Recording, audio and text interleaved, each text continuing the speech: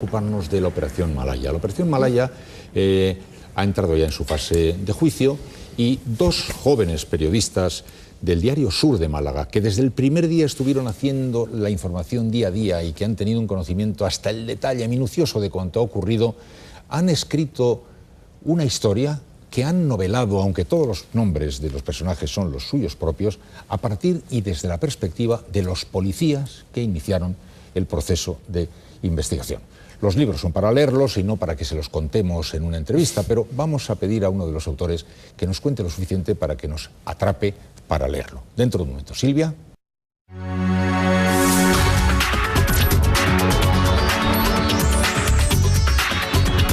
El libro se llama La última gota, es una novela. Los autores son Héctor Barbota y Juan Cano. Juan Cano y Héctor Barbota son dos periodistas del diario Sur. Empezaron a seguir la información del caso Malaya cuando todavía no era el caso Malaya, cuando era el caso Ballena Blanca, que después empezó a derivar. Han escrito centenares de informaciones en torno a este asunto y con todo lo que han escrito, más lo que saben y que no escribieron, se encontraron de pronto con que tenían carne suficiente para contar una historia que prefirieron novelar, aunque todos los nombres son los ciertos de la Operación Malaya. Juan Cano, muy buenas noches. Buenas noches. Porque empezasteis con esta información cuando todavía nadie conocía ni el nombre de la Operación Malaya, ni se sabía que iba a empezar, ¿verdad? Bueno, realmente los vínculos entre una operación y otra casi los conocimos después. Nosotros el conocimiento que tenemos del caso Malaya lo tenemos a partir del 29 de marzo de 2006, que es cuando se desata la primera fase de la operación. Y en realidad yo creo que a todos nos pilla un poco de imprevisto allí en Málaga y en Marbella, y a partir de ahí empezamos a poner un poco al día de lo que estaba pasando y de lo que la policía llevaba tramando muchos meses, porque la investigación empieza en noviembre de 2005. Porque todo lo que contáis, lo contáis a partir, digamos, desde la perspectiva de los policías que comienzan el trabajo, primero de la Operación Ballena Blanca y luego Malaya, ¿no? Efectivamente, el nexo de unión quizá entre esas dos historias son los policías que llevan a cabo la investigación.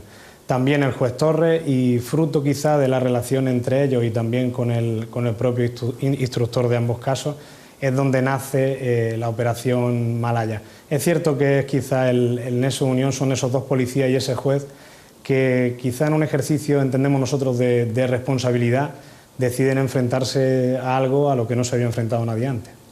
Lo contáis como una novela, pero ¿fue así como lo contáis los hechos, que estos dos hombres, uno de los cuales era licenciado en económicas y el otro, me parece que también, que eran ya policías del grupo de blanqueo, estaban siguiendo el tema de Ballena Blanca y de pronto descubren que hay algo muy gordo, que aparece una mujer que parece estar implicada en una gran cantidad de sociedades? Pero todo había partido antes de que alguien, un funcionario, había dicho: en el Ayuntamiento de Marbella hay un poder omnímodo que está haciendo una operación verdaderamente bestial. ¿Así fue?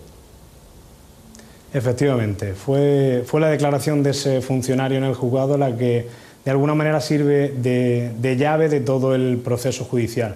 Yo creo que tanto en la propia judicatura como en la policía existía el ánimo o la necesidad de hacer algo, porque lo que ocurría en Marbella no era ni mucho menos un secreto a voces, yo creo que ni en Málaga ni fuera siquiera de Málaga. Pero sí que encuentran en esa declaración una llave para abrir un procedimiento judicial y abrir una investigación que ha dado lugar al caso que se conoce como la Operación Malaya, que sienta ahora en el banquillo de los acusados a 95 personas.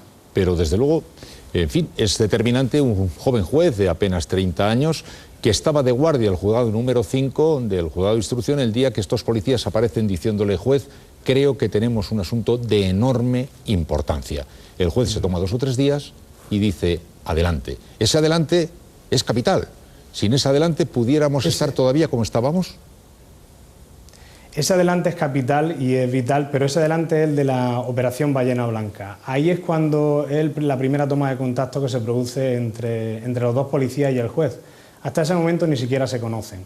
Entonces, ese día le plantean el tema de esta persona, esta mujer que aparece en 200 sociedades, le plantean que hay algo en Marbella en torno a la Operación Ballena Blanca que habría que investigar, y es cuando empiezan a conocerse. El juez le dice adelante, se embarcan en esa operación, que tuvo unos resultados, la verdad, también bastante importantes, con más de 50 personas procesadas. Fue también un sumario bastante importante, y fruto de esa relación, como digo, fruto de ese trabajo conjunto que hacen estos dos policías y el juez, es como deciden entrar en Malaya a raíz de la declaración de este funcionario judicial.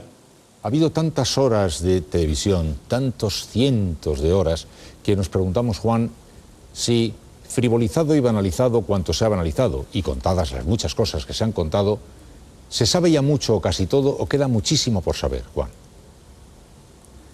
En nuestra opinión, el trabajo que hemos hecho mi compañero Héctor Barbota y yo, lo que revela es que queda mucho por hacer. En Malaya es cierto que se ha llegado más lejos que nunca, se ha conseguido de alguna manera desmontar o desbaratar ese poder en la sombra que había en el Ayuntamiento de Marbella, pero es cierto que queda mucho por hacer, e incluso nosotros en la novela desgranamos algunos de esos apartados en torno a unas iniciales que aparecen en unos papeles que todavía no se ha sabido, no se ha aclarado quiénes son, y para mí sí hay todavía algunas incógnitas por resolver. No creo que en el banquillo de los acusados estén todos los que son. Y de los que están en el banquillo de los acusados, ¿se sabe ya todo? Porque digo, ¿se ha hablado tanto o va a haber muchas sorpresas? Bueno, yo pienso que el juicio todavía tiene que deparar alguna sorpresa. Ahora mismo estamos en las cuestiones previas, los abogados lo único que están un poco es, yo creo que planteando algunas cuestiones que de hecho ya se habían planteado antes durante la instrucción en cuanto a la nulidad del procedimiento, en cuanto a la nulidad de las intervenciones telefónicas, de los registros, pero yo creo que todavía no ha enseñado nadie sus cartas, las estrategias de las defensas todavía están un poco ocultas, y puede dar, yo creo que todavía puede dar de sí alguna sorpresa en el caso Malaya. ¿En qué sentido? En función de las declaraciones que haga cada uno. ¿En qué sentido ha perjudicado, crees, el hecho de que algunos personajes extraordinariamente populares hayan acaparado durante tanto tiempo la atención de los medios informativos, desde un lado más relacionado con el color que con el enorme escándalo del saqueo de una ciudad?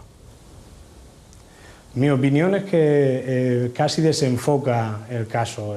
Hasta la entrada en el caso Malaya de Julián Muñoz y posteriormente de Maite Zaldívar e Isabel Pantoja, yo creo que el discurso y sobre todo la investigación policial había discurrido por un sendero. El tratamiento que se había hecho en los medios de comunicación de ella también se había centrado quizá en eso, en el saqueo que se estaba produciendo en la ciudad, en la situación que había en el ayuntamiento, en ese poder en la sombra. Pero yo creo que a partir de ese momento se produce un desenfoque general del caso, y yo creo que hasta los propios investigadores se lamentan de ello, y una de sus principales preocupaciones, nosotros así lo relatamos en la novela, una de las principales preocupaciones que tienen es que la entrada de estos personajes en el caso termine por desvirtuarlo, por llevarlo a un terreno que ellos juzgaban también peligroso. ¿Cómo es posible? Hace un momento aludías, Juan, a que no era un secreto a voces en la ciudad, pero el comportamiento de este señor Roca, convertido en un gran poder que estaba salpicándolo todo, ¿podría estar pasando inadvertido en la ciudad? Bueno, una cosa es que pasara inadvertido y otra cosa es que hubiera manera de demostrarlo. Yo creo que lo que les pone sobre la mesa la declaración de este funcionario en el juzgado es la posibilidad, o esa realidad, ese secreto a voces, pues plasmada por escrito en una declaración judicial. Pero en Marbella yo entiendo que se sabía, y había ya de hecho varios intentos de intentar desmontar aquello, intentar investigar aquello. De hecho, uno de los casos, el caso saqueo que comenzó o que investigó la gestión que se hizo en el ayuntamiento entre el año 1991 y 1995, por el cual Juan Antonio Roca además está condenado a 6 años de prisión, ya se centró en eso y ya de alguna manera reveló ese saqueo que se estaba produciendo en el ayuntamiento de Marbella. Por tanto, no era un secreto. Sí es cierto que lo que se había constituido después era, como decíamos antes, un poder en la sombra, era una organización que había enraizado en el ayuntamiento y en la cual una persona, Juan Antonio Roca, supuestamente movía los hilos sin ser un cargo electo, sin ser nadie elegido por los ciudadanos. Y eso para mí también era lo realmente grave de lo que pasaba en Marbella. ¿Ha habido connivencias políticas por encima del Ayuntamiento de Marbella? Nosotros no podríamos tampoco, por lo que hemos investigado en la novela, no podríamos asegurar eso. Lo que sí es cierto es que lo que sucedía en Marbella, en mi opinión, era un desafío a los partidos políticos y al Estado de Derecho. Es decir, los partidos políticos miraron para otra parte o no supieron diagnosticar a tiempo lo que estaba sucediendo allí, y yo creo que habría que examinar ahora un poco la actuación que tuvo cada uno respecto a lo que pasaba en Marbella. Porque la corrupción, desde luego, si Roca era el capo, supongo que había comenzado ya bastante antes, cuando llegó Jesús Gil en el año 91 al poder por mayoría absoluta. Sospecho que ya entonces comenzó todo, y lo que estaba claro es que en el secreto sí estaban muchísimas personas de la ciudad y muchísimas personas del ayuntamiento. Efectivamente, de hecho, cuando yo hablo de que habría que hacer un examen de conciencia, yo creo que también debe hacerlo el propio pueblo de Marbella, porque durante 4 años renovó su confianza al gilismo y a Jesús Gil.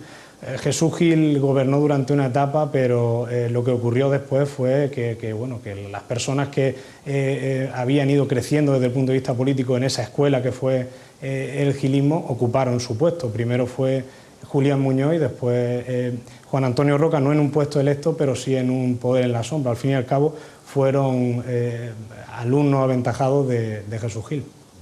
Dices que en esta novela, porque los hechos son ciertos, pero están novelados, hay una presentación, un nudo y un desenlace.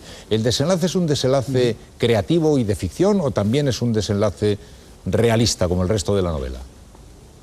El desenlace es completamente real. La estructura de la novela, por eso nos permitía también hacerla antes de que terminara el juicio. La estructura de la novela la tuvimos clara desde el momento en que investigamos esa parte del caso Malaya. Cuando nosotros decidimos hacer este libro, conocíamos muchas historias, y el caso Malaya es tan grande que nos parecía casi inabarcable. Entonces nos centramos en una de ellas que la verdad nos llamó mucho la atención, y que, como decimos, tiene un principio, tiene un nudo y tiene un desenlace. Ese desenlace es completamente real, el nudo también, y el propio inicio. Nosotros, al fin y al cabo, le hemos dado un poco el enfoque de una novela, porque a nivel literario yo creo que era más fácil quizá comprender todo eso, y porque incluye ciertas licencias a la hora de recrear escenas, porque hablamos también de conversaciones, de situaciones que se producen en el grupo de investigación en la que nosotros no estuvimos presentes, pero sí que tienen un pozo real de una investigación periodística, que al fin y al cabo es lo que hemos hecho nosotros. ¿El héroe quién es? ¿El juez Torres? ¿Los policías? Yo creo que en general sí, quizá nosotros lo hemos personificado en el juez Torres y en esos 2 policías, pero porque también quizá fueron las personas claves de esta investigación, junto al fiscal Juan Carlos López Caballero, pero en realidad el protagonismo es de más gente. Yo creo que ahí la heroicidad, es cierto que fue un poco de ellos, porque se atrevieron a enfrentarse a este poder en la sombra con los mimbres de una declaración judicial, y sobre todo con eso, con unas ganas de hacer lo que no se había hecho antes, y sobre todo un ejercicio, entiendo yo, de responsabilidad profesional. Para mí lo serían ellos 3, pero que para mí de alguna manera también personifican a todo el Cuerpo Nacional de Policía, y sobre todo a la Policía de Málaga, que es la que decide empezar con esto y llevarlo hasta donde puedan. Ya leerán ustedes la novela y se entenderán por qué se llama La Última Gota, cuál es La Última Gota y cuál ha sido la naturaleza del trabajo de estos 2 periodistas que durante años han estado siguiendo una información que ahora han convertido en una novela que creo está llamada a tener un gran éxito, y que además coincide con la llegada al momento de juicio de este escándalo extraordinario. Gracias, Juan, enhorabuena y mucha suerte. Buenas noches. Muchas gracias a vosotros y buenas noches.